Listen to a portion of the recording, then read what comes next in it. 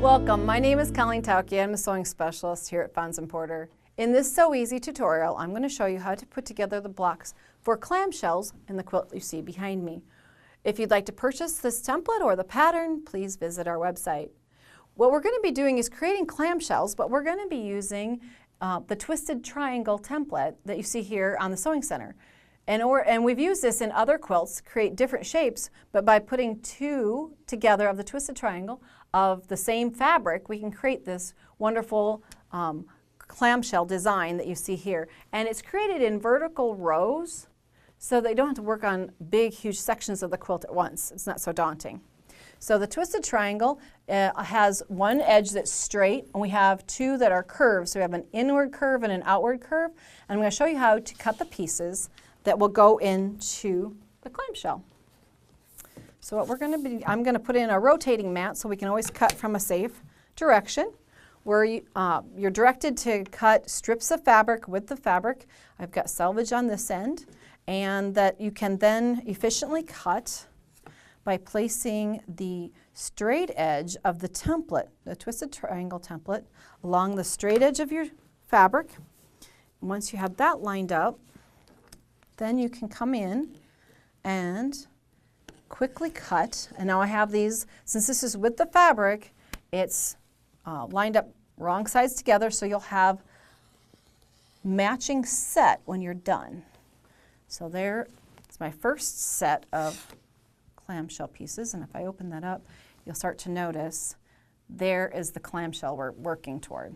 So that's the first piece off of there. Now, the positioning so that you use your strip efficiently, and this is a parallel strip, so you're going to put your straight edge back up here along the top and cut again, and then just work your way down and just have that football shape of fabric left behind. So it's fairly efficient use of your fabrics.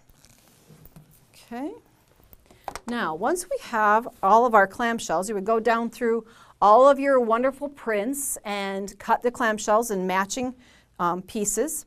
And then you're also going to be cutting the same exact shape from your background fabric. And I've used the same here, but in the quilt itself there was kind of a variety of grays being used. And those matching sets that we're going to go back to working with, we need to put those together into our clamshell. So the first thing we're going to do is to put in a straight seam, 1/4 inch seam, right down the simple sewing at the very beginning. Then we're going to work our way up to those curves. So we're going to put in a real simple 1/4 inch seam.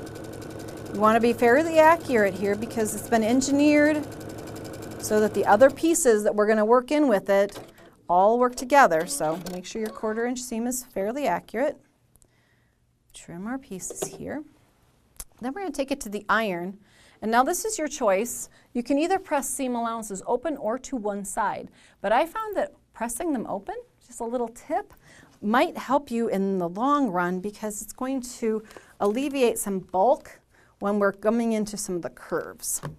So heat that seam up first, then come in and open up the seam allowance. And if you're a garment sewer like I used to be, this is a very familiar thing to do, except that we had big 5/8 inch seam allowances back then. So we've got that pressed open, our clamshells now created. And then what we're going to be doing is we're going to add pieces to this. So if you look at here, you can see, I'll lay it right over the top. We need to add pieces here and here. And those are the background cut in the same manner as the pieces that are in our clamshell. Now orienting these before you get them to the sewing machine is kind of the trick. You'll notice we're going to create straight edges on the outside of this column. So as you've cut your pieces, mirror image, you'll have that straight row on the outer edge, and you can see it really accented here where I've put many of them together. Now the curve piecing, if you've done curve piecing, this is not a hard one to put together, but again, kind of find the center of your curve by a simple fold and pinch kind of method that Marianne and Liz taught for years. Just kind of finding your center, matching those center marks up, I'm going to drop my pin in from the bottom because I'm going to turn this whole thing over. This piece that looks kind of like a smile is the piece that I want to have on top. So now my pin is correctly placed. I'm going to come over here and I'm going to place that so that, it's something I point with, from this outside edge here up a 1/4 inch, right where those fabrics kind of intersect, that's where my 1/4 inch seam is at. So I want that placed properly. Then I'm going to swing over to this side, and on this side I'm going to leave what comes out to be as a little white triangle or gray triangle left behind. Again, I'm looking for the intersection of this white light background and the part of my clamshell. So I've got a 1/4 inch seam from here up to there. I'm going to put a pin in there to stabilize that. And then, since these are fairly gentle curves, they're not very hard to stitch. So if you're new to curve piecing, we do also have a video tutorial in our So Easy venue that you can look at for that, but it's very similar. Just a little practice and you'll have it down. Just make sure that you stop, realign, make sure that the cut edges are always aligned on the 1/4 inch. And then once you get to about the center, it kind of flattens out a little. Take out my center pin, readjust. Remember to breathe. Doing curves is always a little bit more challenging. For a long time, people have said, I'm staying away from curves. And then they realize I've done every straight line there is, I want to try curves, and then they have fun with them. So off the end, we'll show you how it came out. Okay, and then these, I pressed all my seam allowances toward the background fabric.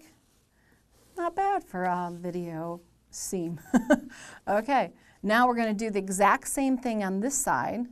Fold in half, find the centers, match up, put in the seam. And then you'll have created this kind of swoop, the V. Now once you have this all created, you'll notice that big arch there at the bottom of this column. That's where this fits into this. The nice part is you don't need to fold and pinch because your seam, remember where we pressed that seam allowance open? That seam is the center, so it matches to this spot here.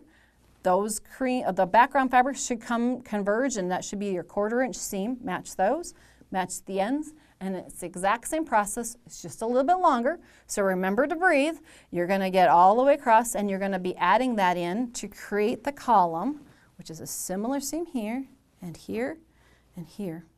Now in our directions for this pattern, it tells you then when you've created your column, if you join the number required for your pattern, you go back and you trim a straight line top and the bottom of your quilt, and clamshells are in your future. Thanks for joining me today. If you'd like to see more of our So Easy tutorials, please visit our website.